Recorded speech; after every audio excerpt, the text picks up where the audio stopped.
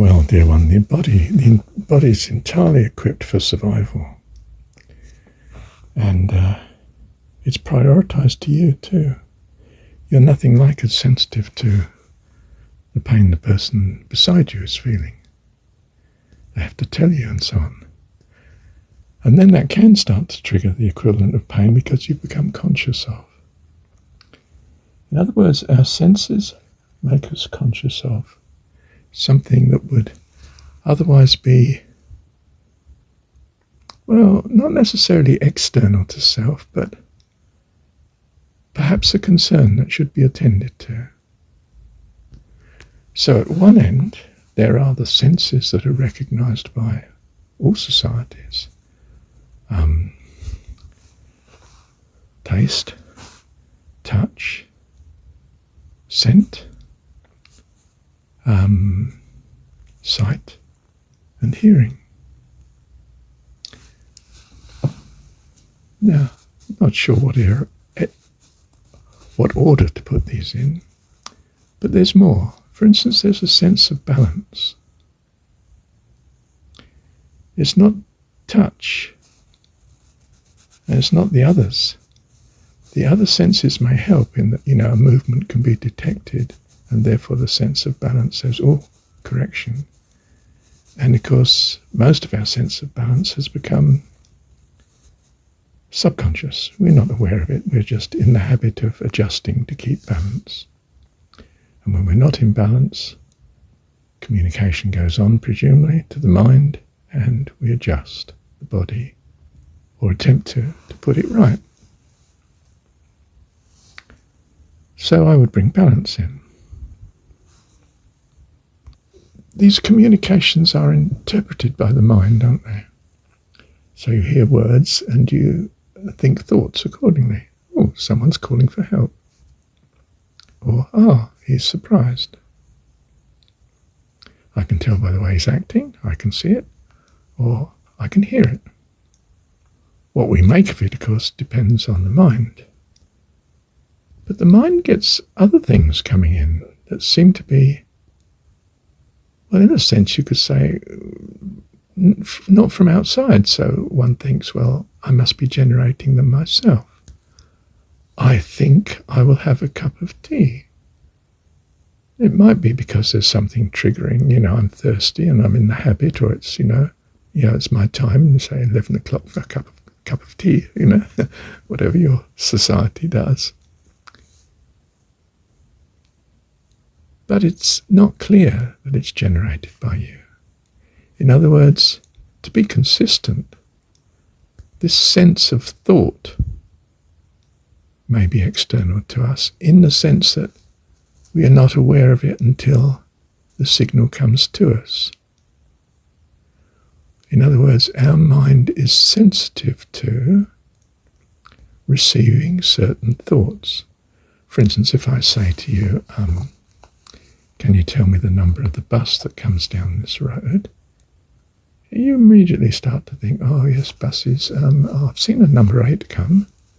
8s and 27s, I think. In other words, something has triggered your mind to start searching, and the data comes in. Oh yes, 8 and possibly 27. Oh, is it 20? I'm not sure. And so on. You see, or you have a good idea. In fact, you think of the next word, but you don't. You just say it. I mean, the last 100 words I've said to you, I've not struggled and thought over each word. They've just been automatically available according to the thought I wanted to express. It's as if I open my mind to a catalogue of choice words, and these are the words that present to me as most suitable. Not that I consciously choose them. You could say, well, you're in the habit of them. Yes, because I use them in a certain way, and that's just the one I want for this. So I say, it's hot, as opposed to it's sweltering, or it's steaming in here, or it's a bit muggy today. Do you see? It depends how you talk. And you call out what you might say is a store of history. But where is this store of history? And what causes this word to come instead of another? I mean, I'm pouring out words at the minute. I'm not thinking of each one. It's what we call automatic. I mean, habits that just appear at the right time. We dispose ourselves to be alert to what we want. We want certain words that will match these ideas, and in they flow, just like that. In other words, we have a sense of thought, and thought is even less tangible than the other senses that we've considered, because there doesn't seem to be anything external about it, a bit like the sense of balance. So we say, oh, well, that's not a sense, but it is. And if your thoughts are chaotic, you say that's nonsense. Nonsense. It should be sense. In other words, meaningful, consistent, helpful, appropriate to what is purposed, and so on, and values, and so on and so forth. So we see ourselves as a set of values which imply purposes in different situations. The situations are read to us through our senses, including our thoughts. So I've been preoccupied in the last good few days on, would you believe it, ways of heating log cabins back in the 1880s in North America, and how they used, for instance, stone or brick to store heat as a battery, so to speak. How one lady used glass and put in as many windows as she could on the sun-facing wall, and grew plants even in the coldest of weather, which was really cold, minus 30 and so on. But not in her greenhouse, always above freezing. Dropped to close to freezing during the night sometimes, but nothing that killed the plants. She was growing things that were necessary, like, as she saw it in those days, spinach and onions and radishes, and I can't think what else, but I could if I put my mind to it, if I laid my mind open to it, and the thought would come, wouldn't it? Something else that was mentioned. But I can't think of it. Right. So, we have many senses. Now, my view is that it could well be that our thoughts are not generated in the mind, but a consequence of thoughts that come, a communication in some sense, and I don't mean a knock on the physical senses, but in some sense I do, something that comes into the mind from outside, perhaps the Akashic record, so to speak, where notionally everything that's ever happened in the universe is stored in, well, for that amount of data, I would imagine it has to be stored in the texture of interstellar space, or perhaps all the matter. But I suspect, well, that space is not empty, of course. It's full of electromagnetic waves whizzing in all directions, isn't it? It's absolutely Piccadilly Circus out there. Right. So what, you may say? Let me think about this. Well, we are better with good senses, aren't we? We try to run the body in such a way that we do keep our balance. We do keep our sight and hearing. Taste seems to vanish for many people, but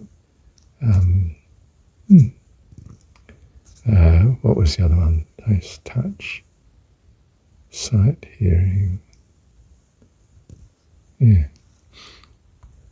Scent, yes, and many of us don't use our sense of scent, not like the dog or the wolf, he's they're well equipped. And the birds, of course, have amazing sight and so on.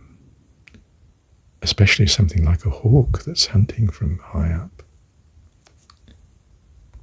Men who have become hunters have trained the mind to focus utterly. And fighters too, generally, concentrate totally on the relationship between themselves and the opponent. They focus the mind. And we take it, popular mythology almost, that women are multitasking and able to cope with many children all at once. And the task that they're set to, be it housework or whatever. Okay. We do well then to train our senses to be sensitive to, not to wreck our eyesight by doing too much close reading, as I did as a teenage student. I was earnest in study, and my eyes, from being absolutely perfect sight, so to speak, I became quite short-sighted, such that when it came to driving, well, I started to realise, goodness, I must have glasses. Yes. And so I do my best not to strain the eyes, not to use my glasses too much. I give them practice at, it's like if you use a walking stick all the time, it may be safer, but in the end you're totally dependent on the walking stick, aren't you? That doesn't mean to say you should throw your walking stick away. If you use one, you should be aware to use it when you need it for safety, but when you don't, let the body practice. So too with the hearing. Don't do the mowing with the motor mower, ignoring the noise volume. Or if you're a modern soul, don't use your earphones, have them on too loud. Damages the hearing. Okay. The balance, well, you could practice balancing, but there are certain foods too that I think affect one's balance. Balance is presumably something being controlled by the mind. And then we come to thought generally. What helps your mind to be? I find I balance very well around midday, less well in the evening, unless I'm feeling particularly sort of fit and active.